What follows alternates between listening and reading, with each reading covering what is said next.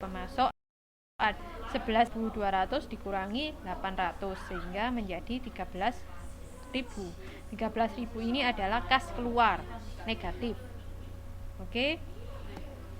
Jadi teman-teman hati-hati dia kas masuk atau kas keluarnya ya.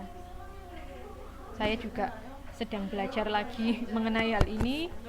Jadi teman-teman banyak-banyak latihan aja biar enggak bingung. Oke, ini untuk utang usaha, pembayaran utang usaha. Sekarang untuk pembayaran bunga juga demikian. Dia adalah kas keluar, pajak juga, kemudian beli harta. Juga demikian. Kalau beli harta di situ ada beban penyusutan, ada nilai buku dan lain sebagainya. Jadi di situ ada beberapa hal yang harus dipertimbangkan. Oke.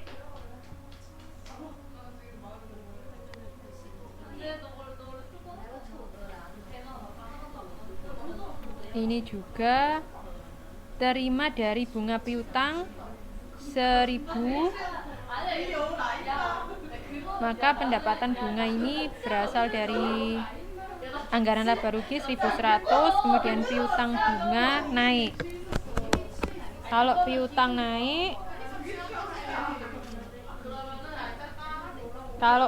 naik berarti dia kas keluar. Kalau kas keluar berarti dia mengurangi pendapatan bunga. 1.100 dikurangi 100. Oke. Tabel 5.2 piutangnya naik. Piutang bunga naik dari 150 menjadi 250. Naik 100. Jadi di situ dia mengurangi kas. Jadi pada tabel 5.2 ini penting bagi teman-teman untuk mengetahui yang kolom terakhir naik turunnya. Yang 1.500, 100, negatif 100 dan 50. Kemudian 3.800, negatif 200 dan negatif 50. Itu cara kita mencari detail dari perubahan kas. Seperti itu.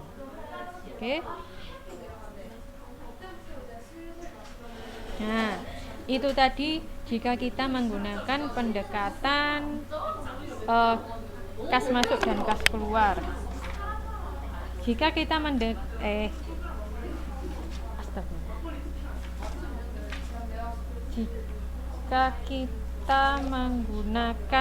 pendekatan akuntansi keuangan, di sini ada contohnya anggaran kas bentuk tunggal pendekatan akuntansi keuangan. Yang kita gunakan adalah akun-akun yang ada di dalam neraca dan laba rugi. Ada laba ruginya juga. Kita lihat di tabel 5.5 anggaran kas bentuk tunggal pendekatan akuntansi keuangan atau metode tidak langsung.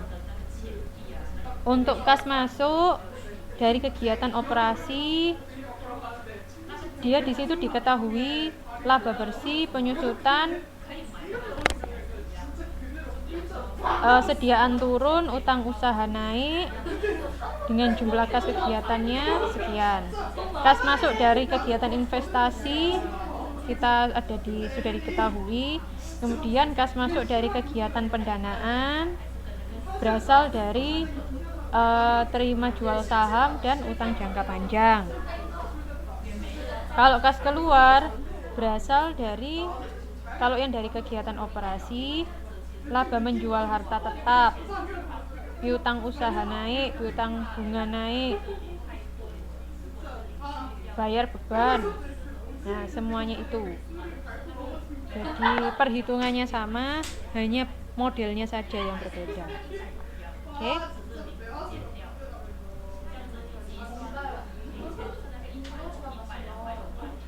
Kalau bentuk tunggal, kas masuk dikelompokkan, kas keluar dikelompokkan. Nah, kalau yang kedua Oh, dan karena ini menggunakan pendekatan akuntansi keuangan, dia menggunakan laba bersih juga dimasukkan ke sini. Kalau sebelumnya kan kita tidak memasukkan laba kan. Kalau kita lihat tabel 53 dan tabel 54, kita tidak memasukkan laba. Kita hanya memasukkan benar-benar hanya memasukkan kas transaksi atau perubahan kas saja. Tapi kalau menggunakan pendekatan akuntansi keuangan, kita memasukkan laba, kita memasukkan penyusutan juga, dan transaksi yang ada di kas juga masuk di sini. Oke. Nah, ini kalau menggunakan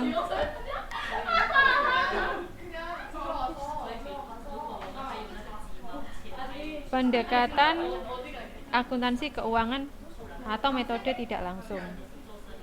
Yang kedua adalah anggaran kas bentuk campuran. Seperti yang sebelumnya, kalau bentuk campuran dikelompokkannya berdasarkan kegiatan. Campuran antara kas masuk dan kas keluar, itu maksudnya. Oke. Cara menghitungnya sama, dan karena dia pendekatannya tidak langsung, maka di sini dimasukkan laba. Oke.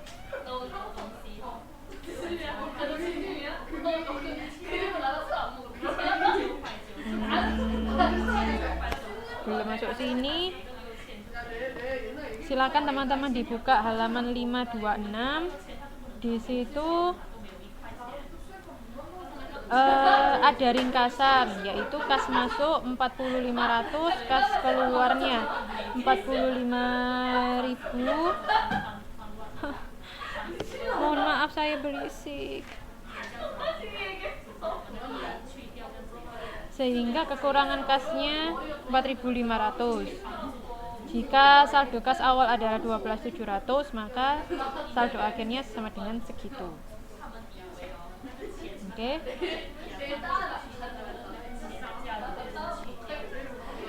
Nah, di situ ada silakan teman-teman lihat di paragraf bawahnya. Kas masuk dari kegiatan operasi sebesar 9.800 dan kas keluar dari kegiatan operasi sebesar 2.600 dalam anggaran metode tidak langsung pada tabel 55 dan 56 bukan menggambarkan jumlah kas masuk dan kas keluar yang semestinya.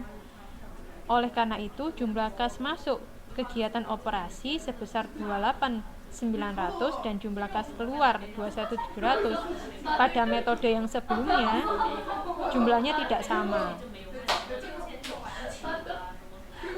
Oke. Jadi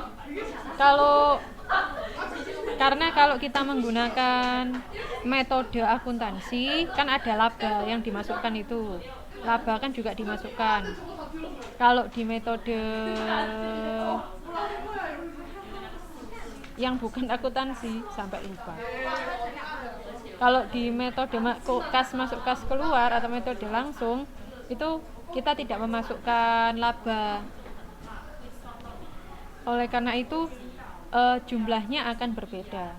Tapi nanti pada akhirnya saldo akhirnya kedua metode tersebut akan menghasilkan hasil saldo kas yang sama.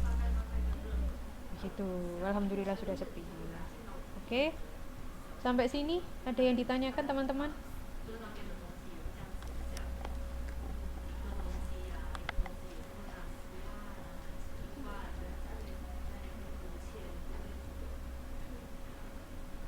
Halo.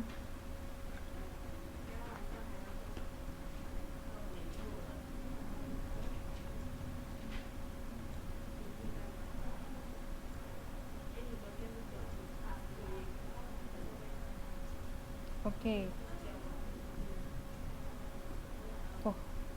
Kalau gitu saya lanjutkan untuk anggaran kas jangka panjang. Kalau tadi kan kita hanya anggaran kas selama 1 tahun. Nah, sekarang jangka panjang, yaitu terdiri dari beberapa tahun. Di sini contohnya di halaman 5.27 ada data perusahaan kecap sehat.